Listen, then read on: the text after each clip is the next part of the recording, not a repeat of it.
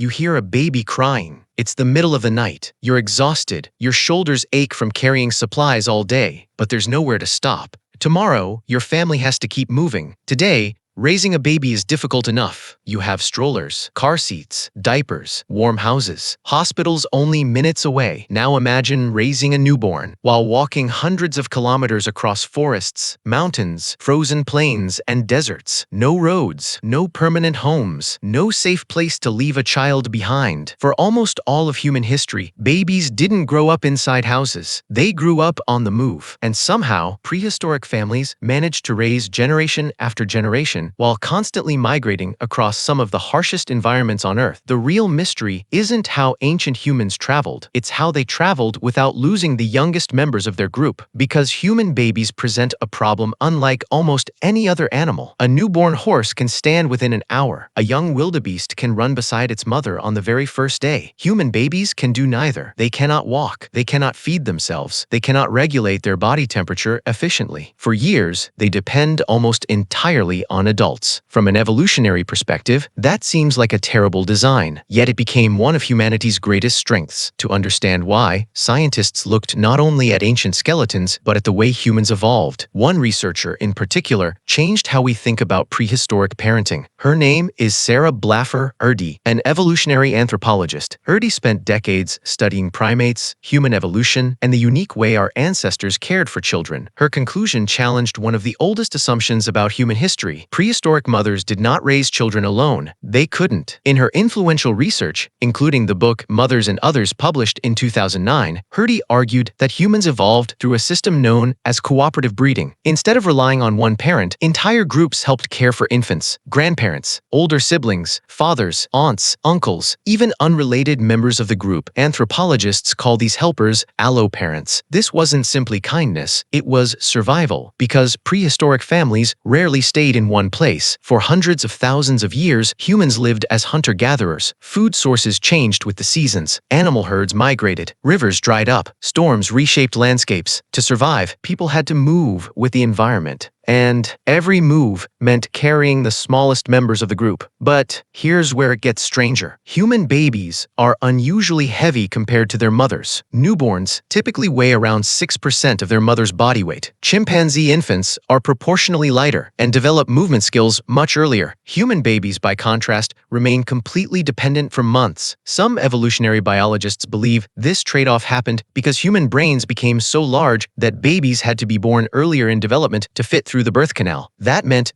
babies entered the world less physically developed than many other mammals, which created a serious problem. How do you travel all day while carrying a child who can't even support their own head? Archaeologists may never find prehistoric baby carriers made from leather, bark, or woven fibers because organic materials usually decay. But indirect evidence tells a remarkable story. At sites across Africa, Europe, and Asia, prehistoric humans repeatedly migrated over enormous distances. Some populations reached Australia by at least 65,000 years ago. Others crossed into the Arctic by around 31,000 years ago, as shown by discoveries at Yana RHS in northern Siberia. None of those journeys would have been possible without transporting infants safely. The children had to survive every river crossing, every mountain pass, every freezing night, every dangerous hunt, which means prehistoric parents had already solved one of the hardest problems in human history. But they didn't solve it with stronger arms. They solved it by changing the way an entire community raised a child. The image many people have of prehistoric parenting is surprisingly simple. A mother carries her baby. A father hunts. Everyone else takes care of themselves. But anthropology tells a very different story. Among many modern hunter-gatherer societies, childcare is rarely the responsibility of one person. Instead, babies pass from one set of arms to another throughout the day. Researchers have documented this pattern among groups such as the Hadza of Tanzania, the AKA of Central Africa, and the Kung San of Southern Africa. While these communities are not direct windows into the prehistoric past, they provide valuable clues about lifestyles that resemble those of ancient hunter-gatherers. One adult gathers food, another carries the child, an older sibling keeps the baby entertained, a grandparent watches, while others prepare meals. Responsibility moves through the group. This is exactly the kind of social system Sarah Blaffer Hrdy described. The baby doesn't doesn't belong only to the parents. The baby belongs to the community. But here's where it gets even stranger. This system may have changed the human brain itself. Human infants are unusually social. Within just a few months after birth, babies begin following faces with their eyes. They respond to familiar voices. They smile at multiple caregivers, not just their mothers. According to Hrdy, these behaviors may have evolved because babies who formed strong bonds with several adults had a better chance of surviving. The more people willing to protect and feed an infant, the greater the child's chances of reaching adulthood. In other words, your ability to connect with other people may have begun as a survival strategy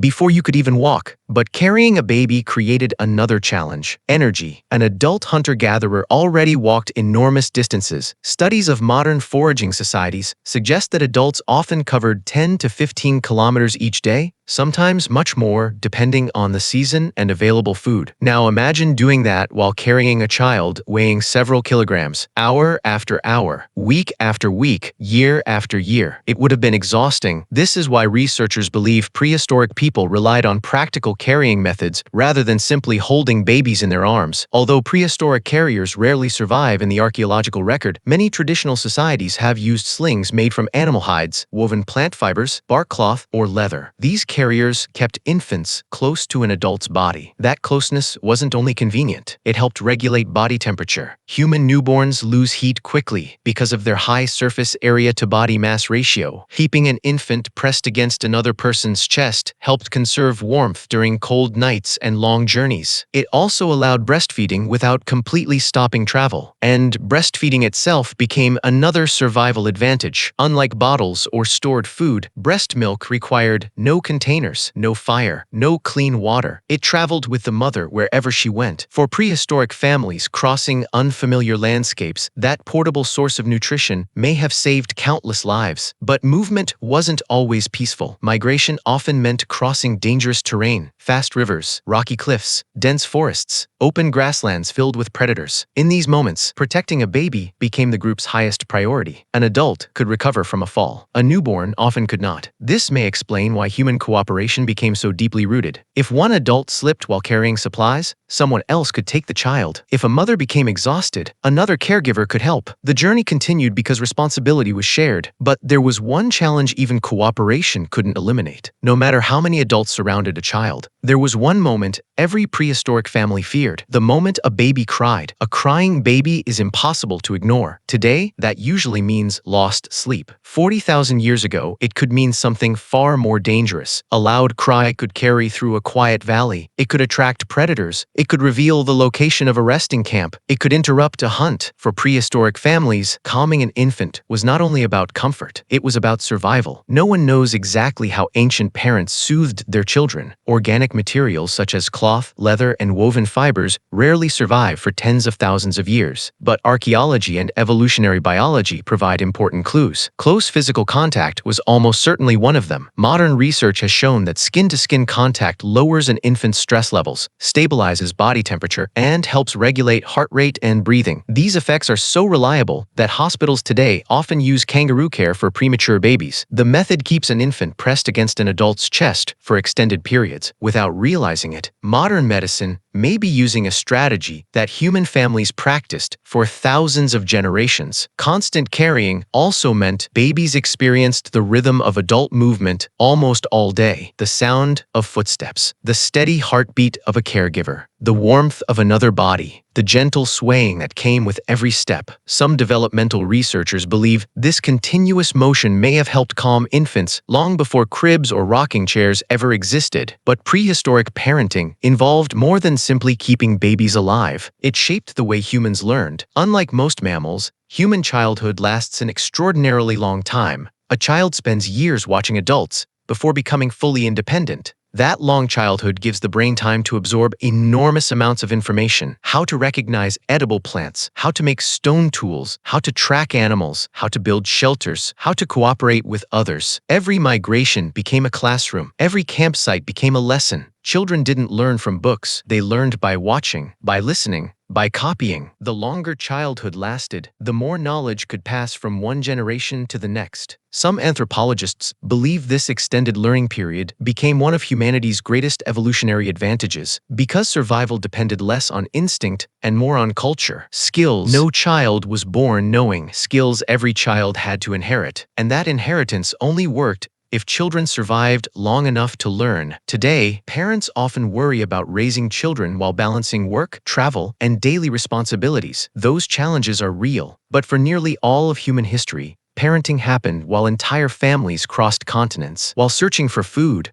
while avoiding predators, while surviving freezing winters and scorching summers. Human babies grew up in motion. They took their first steps beside migrating families. They fell asleep beneath open skies. They woke in places they had never seen before, and through all of it, they survived because no single person carried the burden alone. Long before schools, long before neighborhoods, long before permanent homes, humanity discovered that raising a child was never the responsibility of one parent. It was the responsibility of a community. And perhaps that is why, even today, your earliest sense of safety has never come from a place. It has always come from the people willing to carry you forward.